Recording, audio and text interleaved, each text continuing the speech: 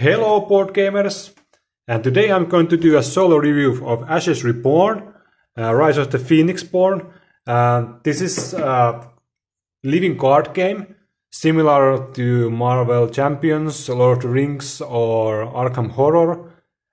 From those three, I have not played Arkham Horror. I know how it plays, I've seen playthrough videos, but I'm a huge fan of Lord of the Rings and the Marvel Champions. They are a great game.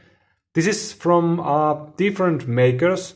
It's living card game, but it's way different than the Fantasy Flight game ones. They all share the common idea, but this is way different.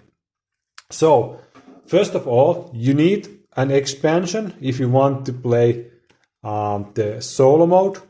You need the, can't remember the name of the expansion, but you need expansion to play the solo mode. I think it's something like, well, I just can't remember the name of the expansion. Whatever. Anyways, if you don't get the expansion, you only get the core box, and that can only be played against real people. But with the expansion, you receive this, and you get a solo opponent with two different aspects. And you can buy more expansions and you will get more different solo opponent with different aspects. The aspects kind of dictate how the opponent will play. And there are multiple difficulty levels you can play against. So you have a lot of challenge. And the system is quite simple. You just roll 2 dice. And this number here tells you what the action will be. So pretty easy. And the other dice is just for the ultimate ability. So yeah, it's nice and smooth. The game is easy to set up. The rules, they are a little bit complex, but not that hard. But the rule books, they could be better. They are not the worst, not the best. They are a little bit hard on some rules to understand. They are written in a weird way, but they are not that bad, but they could be better, definitely. But for me, the most fun part is the deck building, and the thing that this game is way different from Lord of the Rings or Marvel Champions.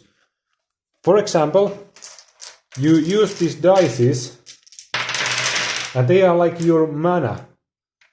The dice symbols show you what mana you actually have, and different cards can require different mana you need to use in order to play the card. For example, this needs whatever the symbol is, a heart symbol. So you need to have one heart symbol die if you want to play this card, and one whatever dice to play the card. So the mana system is completely different from Magic the Gathering or from Fantasy Flight game living card games, and that's nice. Also the rules are totally different. You are allowed to do one action per turn, then it's the Chimera's turn, solo opponent, and you go back and forth. There is the same kind of combat mechanics that you see in any game. You declare attackers, you declare blockers and stuff like that.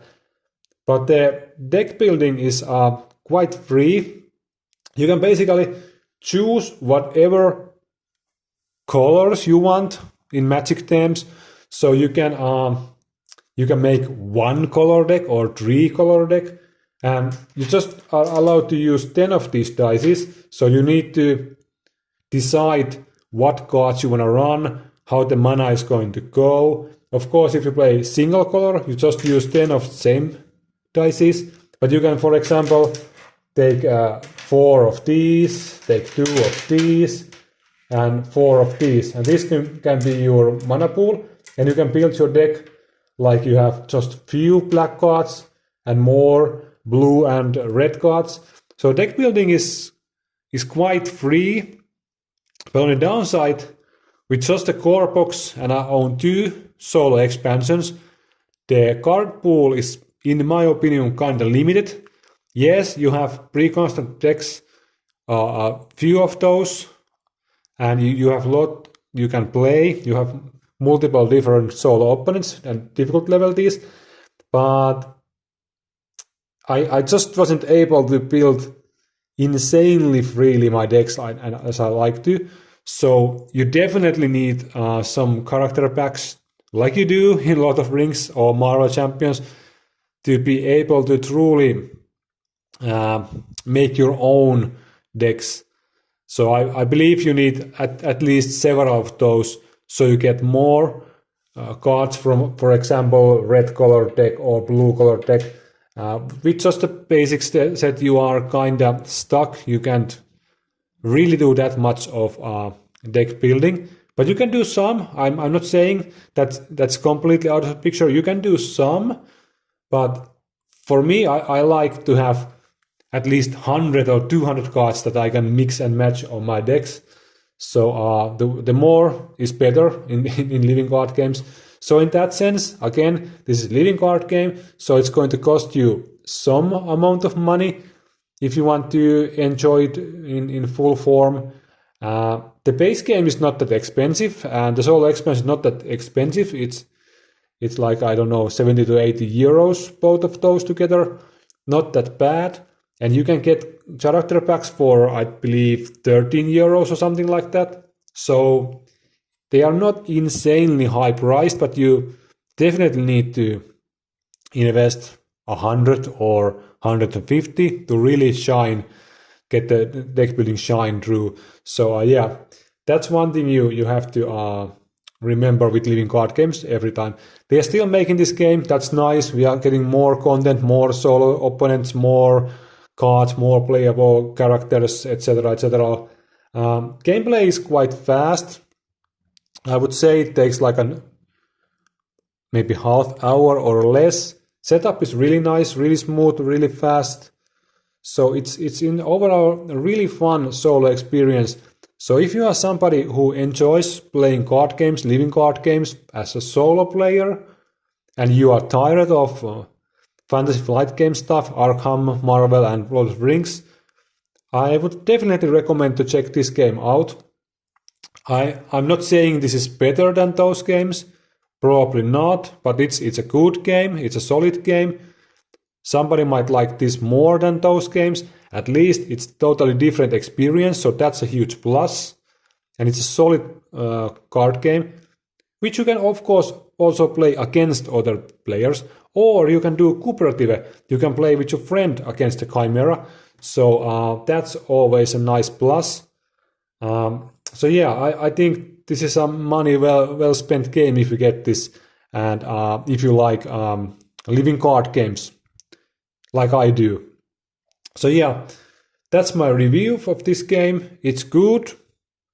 It's really good, really fun, but you need again to spend money because it's a living card game. They are meant to drain your wallet. So yeah, they are expensive games because the hunger grows each time you eat with these games, and you just want more and more. So yeah, they can be pretty addictive and cost you a lot of money. But yeah, it's a good game. It's a solid game. Just the rule book could be a little bit better.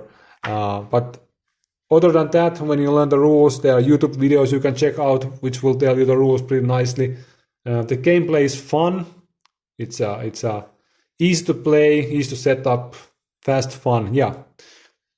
So that's my review. I might do a comparison video with this game compared to Lord of the Rings or Marvel the Champions. I think that would be fun. So I think I'm going to do that sometime. So yeah, thanks for watching and see you next time. Bye.